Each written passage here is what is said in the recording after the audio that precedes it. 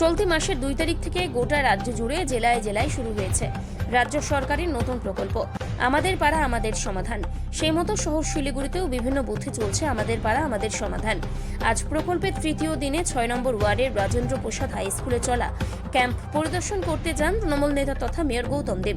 এদিন গৌতম দেব বলেন, প্রতি 3টি করে বুথ নিয়ে 1টি করে ক্যাম্প হচ্ছে। প্রতি বুথে 10 লক্ষ টাকা বরাদ্দ করা হয়েছে। শিলিগুড়ি পুর নিগম এলাকায় 421টি বুথ রয়েছে। 421টি বুথে প্রায় 41 কোটি 20 লক্ষ টাকা খরচ হবে।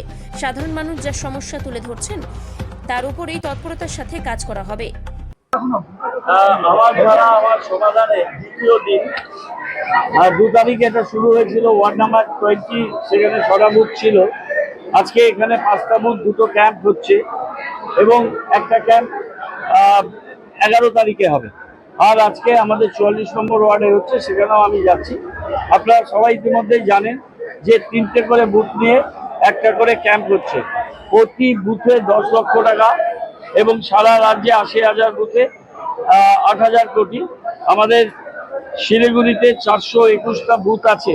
শিলিগুড়ি পুর নিগম 421টা বুথে 41 কোটি 20 লক্ষ টাকা শিলিগুড়ির এই বুথগুলোতে খরচ হবে এবং প্রায়োরিটি ঠিক করে দিচ্ছেন মানুষ।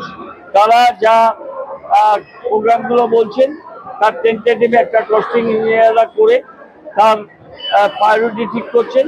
এই প্রায়োরিটির উপরে যুদ্ধকালীন তৎপরতায় এই কাজ হবে এবং ফেব্রুয়ারি মাসের মাঝামাঝি এই ট্যাগলাইন দেওয়া আছে, তার মধ্যে এই কাজগুলো শেষ হবে। ভারতবর্ষে এই ধরনের কাজ কোথাও এই ধরনের প্রোগ্রাম যে মানুষের অসুবিধার কথা বলে তার সমাধান করছেন, সেটা কোথাও হয়নি। এই কাজটা আমাদের বাংলায় শুরু হয়েছে এবং ব্যাপক সাড়া আমরা পাচ্ছি এবং আমরা আশা করব 2 মাস ধরে যে নিরবিচ্ছিন্ন এই ক্যাম্প হবে, মাঝে পুজোর জন্য কদিন ছুটি থাকবে, সেই ক্যাম্পে প্রচুর মানুষ আসবেন, নিজেদের অভাব অভিযোগ, নিজেদের দাবি, নিজেদের উন্নতির কথা বলবে। সাথে পাশে দুয়ারে সরকারের ক্যাম্পও এখানে চলছে। আরেকটা বিষয়, আজকে স্কুলে একটা এক্সাম ছিল,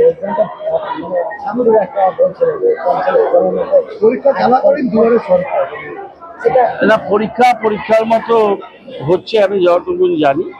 আর এখানে ক্যাম্পের মতো হচ্ছে। আমরা বাকি জায়গাগুলোতেও দেখব যাতে স্কুলের ছাত্রছাত্রীদের পঠন পাঠন এটা প্রায়োরিটি, সেক্ষেত্রে যাতে কোনো অসুবিধা না হয়।